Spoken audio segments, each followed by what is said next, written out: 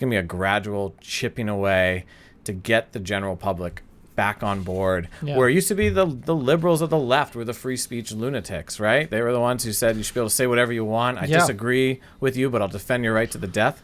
That's gone, clearly. It's been really disappointing to see organizations like the ACLU just be AWOL on this kind of stuff, because they used to be the absolutist. Like the ACLU, I have a lot of issues with the ACLU, but they used to be absolutist about free speech, and they defend everybody. They defend Nazis, they defend criminals, they defend the worst people in society and say, yeah, they're bad people, but they should be allowed to say what they want to say. It's such an important role that is not being filled now. And there are a few people on the left who are still kind of good on this sort of thing.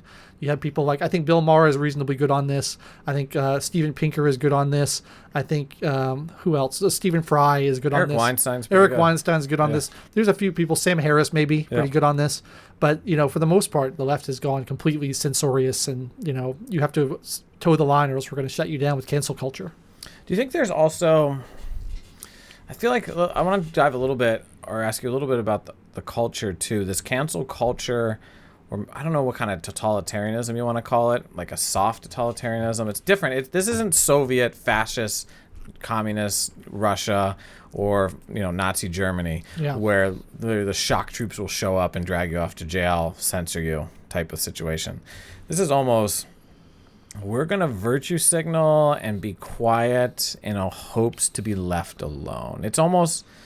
I'll go a little controversial, edgy here. It's like I question people or stores that put up the BLM sign in their window or the LGBT flag in their window. Like, do they really care? Or are they just hoping that everyone leaves them alone? Is this kind of like I'm the Soviet shopkeeper who puts up some propaganda phrase in my window? Like, I hope the secret police don't deal with me, so I'm going to pretend to toe the line here. Where people in society now are... Have we been isolated enough that now we're virtue signaling in hopes to just be left alone and live in peace, even if we don't agree with it? I think there's definitely an element of that. I think it's like paying your protection money, particularly like this summer with the BLM riots and everything. Yeah, I saw everybody putting up BLM signs in their window, and I think it's like, if we don't put this in our window, we're going to have our window smashed, so we better put it up. I think it's fear in a lot of places, and clearly some people agree with it and put it up because they want to spread that message, but... if you're a business, you're a profit-maximizing organization. And, well, first of all, if you put up a political slogan in your window, you risk alienating half your customers. So it's not usually, in most circumstances, it's not a great thing to do. But if you don't put it in your window, someone's going to break into your store and burn it down. Then it becomes a different calculation, right?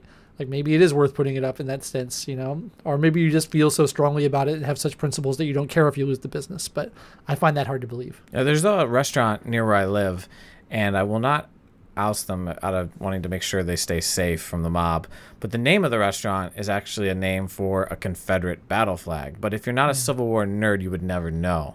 But they also have a big BLM sign in their window. So I kind of find it a little funny. Yeah. But I was like, no one really knows unless you're a historian. But I often question, I was like, if someone figures it out and ousts them, like, oh, they're paying homage to the Confederate with their name, the Confederacy with the name of their restaurant, while toting a BLM, that would at least make for some online drama and a headache for them.